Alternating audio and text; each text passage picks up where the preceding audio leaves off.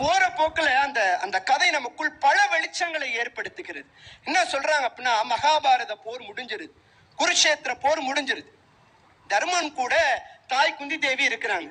அப்ப கிருஷ்ணன் என்ன செய்யறான், அவனுடைய லீலையை ஆரம்பிக்கிறான். போய் மெதுவா பீமன் கிட்ட போய், எப்படி எப்ப பார்த்தாலும் உங்க அம்மா அவங்க தர்மன் கூட தான் இருக்கணுமா, உன் கூட இருக்க கூடாதா, இதை நீ கேட்க மாட்டியா அப்படின்னு பீமன் கிட்ட போய் சொல்லி விட்ட.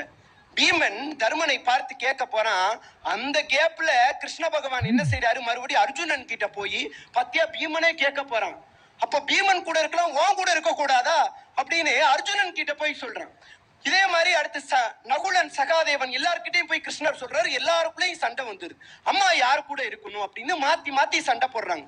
குந்தி தேவி பரிதவிச்சு போயிட்டாங்க. இல்லையா ஐயா, இப்பதான் குருஷேத்திர போர் முடிஞ்சிச்சு, அதுக்குள்ள இப்படி ஒரு கழகமா? கிருஷ்ணா, நீ நடத்தும் லீலைக்கு பின்னாடி என்னையா அர்த்தம் இருக்குன்னு கேட்டோன்னே கிருஷ்ணர் சொன்னானா, இந்த உலகத்துல மிகச்சிறந்த சகோதர பாசம் உன்னுடைய மகன்களுக்கு மட்டும்தான் இருக்கிறதுங்கிற கர்வம் உனக்கு இருந்துச்சு.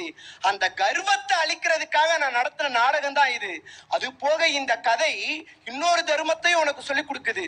என்ன தெரியுமா, சில நேரங்களில் பாசம் கூட பகை வளர்க்கும் என்பதை நீ உணர்ந்து கொள்ள வேண்டும் என்பதற்காக நான் நடத்திய நாடகம் இது என்று கிருஷ்ணன் சொன்னான். என்று சொன்னால், பாசம் பகை வளர்க்கும், அறிவு என்பது தீர்வு கொடுக்கும். நடுவரவர்களே, இது முக்கியம். நடுவரவர்களே, ஒரு சின்ன கதை